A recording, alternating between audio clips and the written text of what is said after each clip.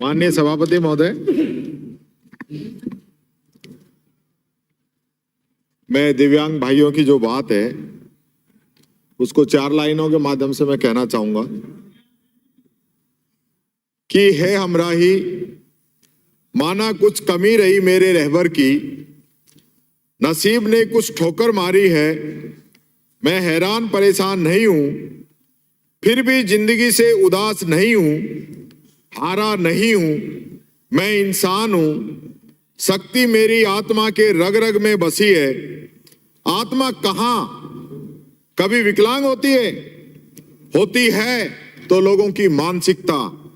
हे दुनिया वालों, मुझे मेरी क्षमताओं के लिए जानो, मेरी दिव्यांगता को मेरी लाचारी पहचान ना बनाओ।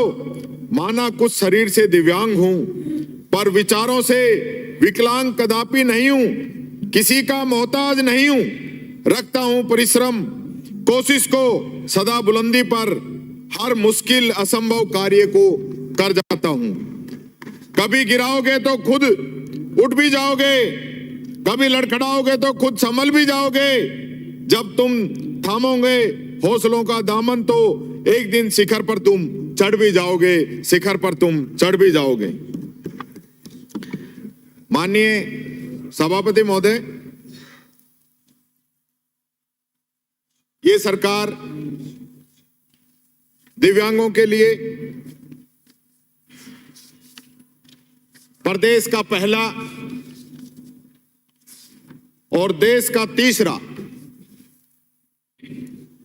विश्वविद्यालय लेके आई है, विधेयक लेके आई है।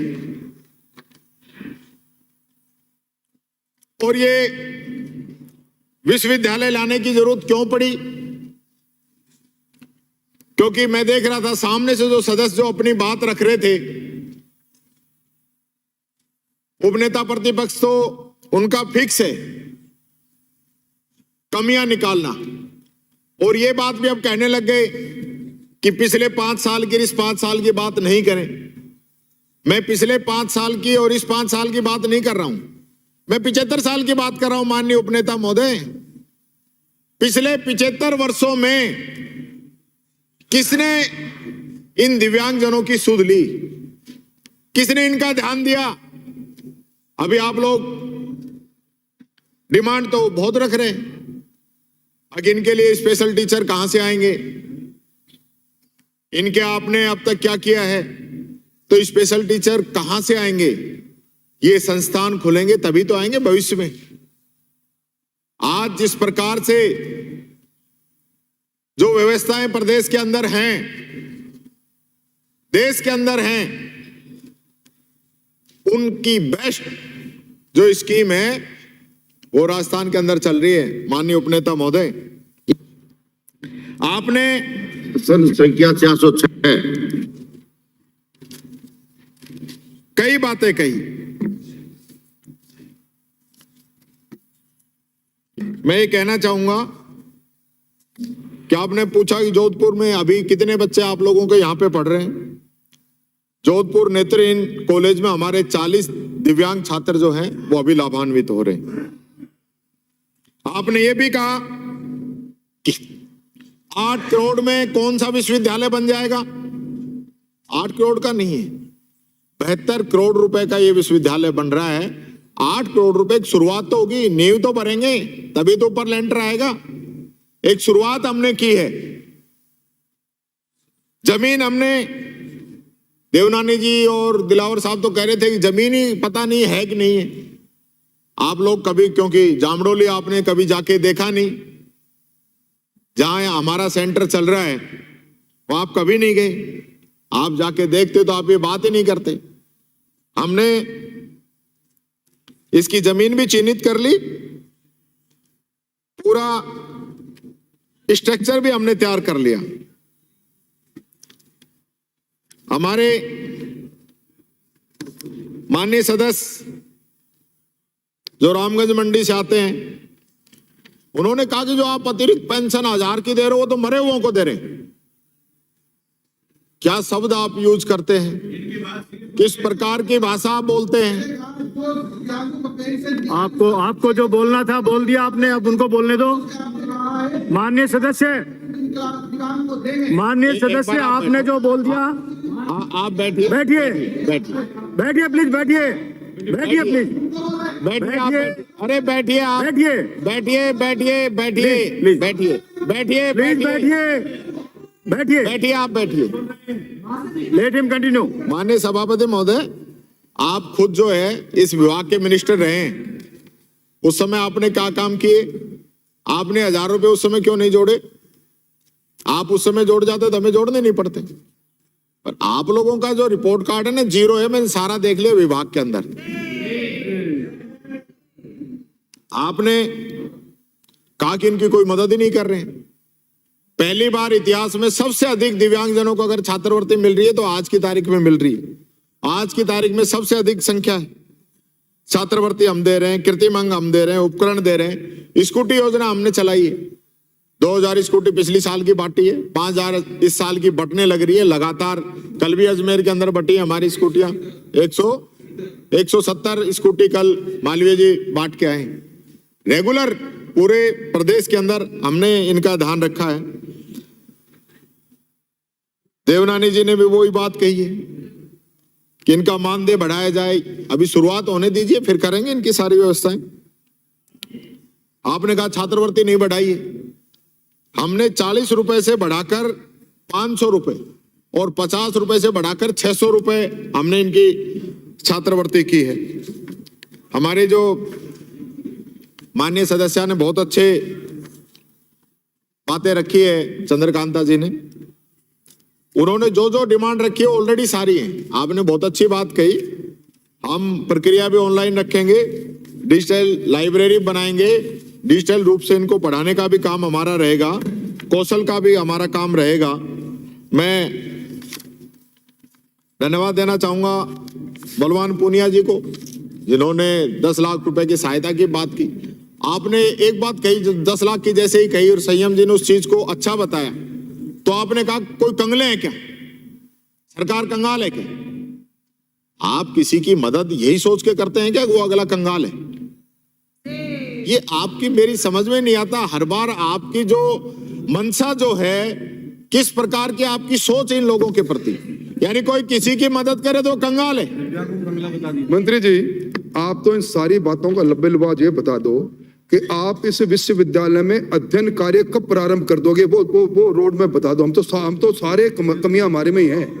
अगर आप अपने कार्यकाल में इस विश्वविद्यालय के अंदर एक कक्षा किसी की लगा दो ना, कैरिकुलम बना लो सब और उसका सिलेबस बना दो, तो मुझे आगे नीचे मंत्री जी को अपना जवाब पूरा करने दीजिए, बोलिए। माननीय उपनेता जी, क्योंकि आपको ये इस प्रकार से लगता है, आप जब सरकार में थे आप लोगों ने कोई काम समय पे पूरे किए नहीं, आपके कामों की शुरुआत हुई नहीं। ये अशोक गहलोत की सरकार है, बजट घोषणा होते ही काम शुरू हो जाते हैं। हमारी बजट घोषणा थी, आज बिल भी यहाँ पे पारित हो। शुरू करने के लिए भी पिछली बार की बजटीय घोषणा है आपकी, पिछली बार की बजटीय घोषणा, आज तो एक्ट लेके आ रहे हो। शुरू करने के लिए एक्ट आए, 1 साल बाद एक्ट ला रही है सरकार, गंभीर है। कंप्लीट करने दीजिए उनको अपना। माननीय सभापति महोदय, मैं एक बात आपसे कहना चाहूंगा, ये ऐसी पिछली सरकार रही जिन्होंने हरदेव जोशी पत्रकारिता विश्वविद्यालय जो पास होने के बाद में इन लोगों ने बंद कर दिया, अम्बेडकर लॉ यूनिवर्सिटी इन लोगों ने बंद कर दी। ये खुद तो शुरू करते नहीं है, जो हमारी सरकार शुरू करती है उसको बंद करने का काम करते हैं। मैं आपको ये मौका छोड़ के नहीं जाऊंगा, आपको ये मौका छोड़ेंगे नहीं। हम इसको शुरू करेंगे, पूरा करेंगे। दोबारा हमारी सरकार आएगी, हम इसको कंप्लीट दिव्यांगों के लिए हम खाताकोटी में विश्वविद्यालय खोल रहे हैं, विश्वविद्यालय और खाताकोटी में। शर्म करो, शर्म। विकलांगों के साथ तो मत करो कम से कम। मैं बताऊंगा आप, क्योंकि इनको प्रॉब्लम हो रही है। माननीय सभापति महोदय, आप इनकी सच बातों सुनने बजाइए, की अपना जवाब पूरा हिम्मत करिए। बहुत कम लोगों में होती है। माननीय सदस्य, आप अपना कंप्लीट करिए। और आपसे भी निवेदन है माननीय उपनेता, जब मंत्री जी बोल रहे हैं तो सिस्टम नहीं है। इन्होंने लगातार इतनी असत्य बातें कही, मैंने बीच में टोका नहीं।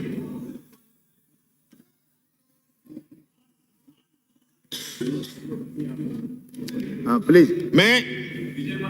आपने कुछ बातें कही, शुरू के अंदर भी आपने दिव्यांगों के लिए क्या किया। आपने मोदी जी की जो नाम बदलने वाली जो है, क्योंकि उन्होंने निर्मल भारत का स्वच्छ भारत कर दिया, राजीव गांधी सेवा केंद्र का आपने अटल सेवा केंद्र कर दिया, जो निःशक्तजन थे उनका नाम उन्होंने दिव्यांग कर दिया। मैं इस चीज की गलत नहीं ठहरा हूं, सिर्फ नाम बदला है। उनके लिए किया क्या है?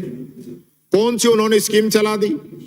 कौन सा उन्होंने दिव्यांगजनों की मदद करने के लिए अभियान चलाया है? सिर्फ और सिर्फ नाम बदल के एक इस प्रकार का वातावरण पैदा करते हैं कि ये कुछ कर रहे हैं। मैं आपको बताना चाहूंगा, जो हमारी सरकार ने दिव्यांगजनों के लिए किया है, हमने आरक्षण को 3 से बढ़ाकर 4% किया है। प्रमोशन पहले नहीं होता था, हमने 4% प्रमोशन दिया है। हमने आयु की सीमा के अंदर 5 साल की छूट दी है। हमने अंकों में 5% की रियायत दी है माननीय सभापति महोदय। और आप कह रहे थे 1000 रुपए अलग से आर्थिक सहायता, जो ऐसे विकलांग हैं जिनको सहारे की जरूरत होती है, उनको हम 1000 के रुपए की अलग से सहायता देते हैं। बीपीएल के समान सुविधाएं कोई छोटा निर्णय नहीं है, बहुत बड़ा निर्णय है जो माननीय मुख्यमंत्री जी ने लिया है। स्कूटी अभी मैंने बताया आपको, 7000 स्कूटी हम बांट चुके हैं अब तक और बढ़ने लग रही है। 5000 अगली साल की और हम तैयारी कर रहे हैं। हमने, आप कह रहे हो ना कि इसके अंदर आप क्या करोगे, सांकेतिक भाषा के डिप्लोमा इन साइंस लैंग्वेज पाठ्यक्रम की मान्यता भारतीय पुनर्वास परिषद से प्राप्त हो चुकी है।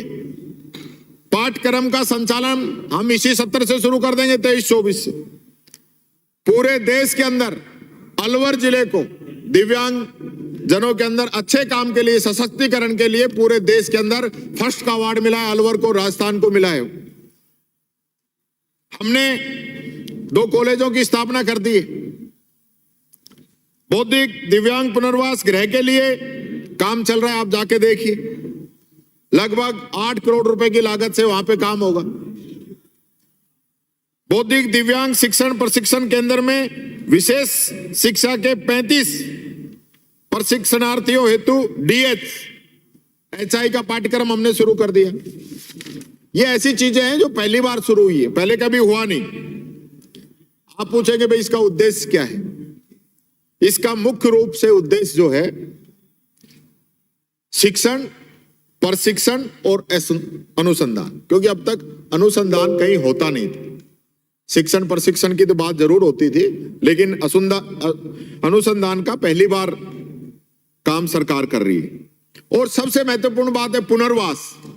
उन दिव्यांगजनों को इस प्रकार से सक्षम बनाना, आज वो यहाँ पे अनुसंधान करेंगे, यहाँ पे शिक्षा प्राप्त करेंगे, यहाँ पे डिग्री प्राप्त करेंगे। मुख्यमंत्री जी ने ये घोषणा भी की है कि आगे हम स्पेशल की जो सीटें हैं वो बढ़ाएंगे, तो उन लोगों को उसके अंदर चयन होगा। वो हमेशा यूं नहीं रखेंगे, वो सक्षम बनेंगे। हम उनको सक्षम बनाना चाहते हैं, उनको एक्सीलेंस प्रोफेशनल्स के लिए तैयार करना चाहते हैं। कुछ ऐसी चीजें हैं जो इनके लिए स्पेशलिस्ट के अंदर की जाएंगी। पारंपरिक शिक्षण और दूरस्थ शिक्षा प्रणाली के माध्यम से संदर्भित दिव्यांगता पुनर्वास, अभियांत्रिकी, प्रौद्योगिकी, समुदाय आधारित पुनर्वास, मनोविज्ञान पुनर्वास, वाक चिकित्सा, पुनर्वास चिकित्सा, व्यावसायिक परामर्श और पुनर्वास, योग और पंचकर्म। इसके साथ साथ समाज शास्त्र, सामाजिक कार्य प्रबंध इत्यादि का ध्यान भी इसके अंदर हम रखेंगे। मैं ये कहना चाहूंगा, हमारे सिरोही से आने वाले माननीय सदस्य ने कहा कि आप इनके अंदर कौन कौन से पाठ्यक्रम आप संचालित करेंगे। हम इसमें D.Ed बौद्धिक दिव्यांगता के संचालित करेंगे, B.Ed बौद्धिक दिव्यांगता के करेंगे, D.Ed श्रवण बाधित दिव्यांगता के करेंगे, B.Ed श्रवण बाधित दिव्यांगता के करेंगे, diploma in sign language interpreter के भी शुरू करें, क्योंकि ये वो सारी चीजें हैं जो दिव्यांगजनों को जिनकी लगातार जरूरत पड़ती है। आपने ये भी कहा कि भाई वो जो रेगुलर कोर्सेज हैं वो भी करेंगे कि नहीं करेंगे, तो वो विषय भी इसके अंदर होंगे। हिंदी रहेगी, अंग्रेजी रहेगी, इतिहास रहेगी, अर्थशास्त्र रहेगा, राजनीति शास्त्र रहेगा, समाज शास्त्र रहेगा, समाज कार्य रहेगा, मनोविज्ञान रहेगा। ये इस प्रकार के काम हैं जो हम इसके अंदर करेंगे। साथ के साथ इसके अंदर ये बात आई सदन से कि भाई दिव्यांगजन है, उनको स्पेशल प्राथमिकता दी जाएगी कि नहीं दी जाएगी। वो प्राथमिकता हम देंगे। मुख्य रूप से मैं जो आज के परिवेश को देखते हुए जो हमारी यूनिवर्सिटी की जो हमने कल्पना की है और जो हमने इसका रोड मैप की पूछ रहे थे कि इसका रोड मैप क्या है, वो मैं बताना चाहूंगा। पूर्णतया आधुनिक wifi, internet, computer, projector, smart LED TV, smart board, smart classroom, multimedia model, ये सारी चीजें हम इसके अंदर लेके आएंगे। मॉडर्न कंप्यूटर लैब इनके लिए हम इसके अंदर लेके आएंगे। पूरा जो बिल्डिंग रहेगी वो कहीं भी बाधा रहित रहेगी, कहीं भी उनको बाधा नहीं आएगी आने जाने में। इस प्रकार का हमारा परिसर हम तैयार कर रहे हैं। जैसा मैंने पहले बताया, जॉब रिलेटेड इसको हम तैयार कर रहे हैं कि दिव्यांगजनों को आने वाले समय में जॉब मिले, आत्मनिर्भर हो, कौशल की ट्रेनिंग इसके अंदर दी जाएगी। ब्रेल लाइब्रेरी, ऑडियो बुक्स इसके अंदर रहेंगी। यहाँ पे प्लेसमेंट सेल हम बनाएंगे, रोजगार मेलों का आयोजन भी हम इसके अंदर करेंगे। ये सारी चीजें फिजियोथेरेपी की भी रहेंगी, इस प्रकार से सारी चीजें रहेंगी। मैं इस अवसर पर ये बस ये लास्ट पन्ना है और ये आप ये समझ लें कि इस गहलोत सरकार ने जिस प्रकार से काम किया है ना, वो मैं आपको बताना चाहूंगा। पेंशन जो है हर वर्ष अब 1000 रुपए कर दी है और हर वर्ष 15% बढ़ाई जाएगी। कितनी खुशी है माननीय सभापति महोदय। मैं कल गांव के अंदर दौरे पे गया था, लोगों ने धन्यवाद दिया कि अशोक गहलोत को धन्यवाद देना कि जिन्होंने हमारी पेंशन 500 की, उन्होंने हमारी पेंशन 750 की, अब 1000 कर दी और हर साल 15% बढ़ेगी तो 5 साल में 2000, यूं इशारा करते हैं। कितनी हो जाएगी बेटा, कितनी बड़ी बात है। उस व्यक्ति ने बुजुर्गों का, दिव्यांगजनों का, महिलाओं का, सबका सोचा है। आप लोगों ने तो नहीं की। आप लोगों के समय में जो आप भारत सरकार की बड़ी तारीफ कर रहे हैं, भारत सरकार ने 80% का तो एक राइडर अलग लगा दिया और बीपीएल के जो दिव्यांग हैं या सीवियर दिव्यांग हैं उन्हीं को पेंशन देती है। मात्र 25,000 लोगों को ही भारत सरकार पेंशन दे रही है और राजस्थान दे रही है 6.25 लाख से अधिक लोगों को। अंतर देख लीजिए, दिन रात का अंतर है। बातें बहुत बड़ी करते हैं, बातों में तो कोई कमी नहीं हो। हमारे कहते हैं कि एक कहावत है कि बातों के विसर तो ब्याह नहीं बिगड़ने देते हैं, लेकिन धरातल पे लेना देना कुछ है नहीं। मन की बात होती है, काम की बात होती नहीं है। हम जो है इस अवसर पर यही कहना चाहूंगा कि ये जो हमारा विधेयक है, इसको मैं आपकी अनुमति से प्रस्ताव करता हूं कि बाबा आमटे दिव्यांग विश्वविद्यालय जयपुर विधेयक 2023 को पारित किया जाए। अच्छा, प्रश्न यह है कि बाबा आमटे दिव्यांग विश्वविद्यालय जयपुर विधेयक 2023 को जनमत जानने हेतु परिचालित किया जाए। जो पक्ष में हो हाँ कहें, जो विपक्ष में हो ना कहें। जो पक्ष में हो हाँ कहें, जो विपक्ष में हो ना कहें। ना पक्ष जीता, ना पक्ष जीता। विधेयक को जनमत जानने हेतु परिचालित करने का संशोधन प्रस्ताव अस्वीकार किया गया। प्रश्न यह है कि बाबा आमटे दिव्यांग विश्वविद्यालय जयपुर विधेयक 2023 को विचारार्थ लिया जाए। जो पक्ष में हो वो हाँ कहें, जो विपक्ष में हो ना कहें। जो पक्ष में हो हाँ कहें, जो विपक्ष में हो ना कहें। हाँ पक्ष जीता, हाँ पक्ष जीता। विधेयक को विचारार्थ लिया गया।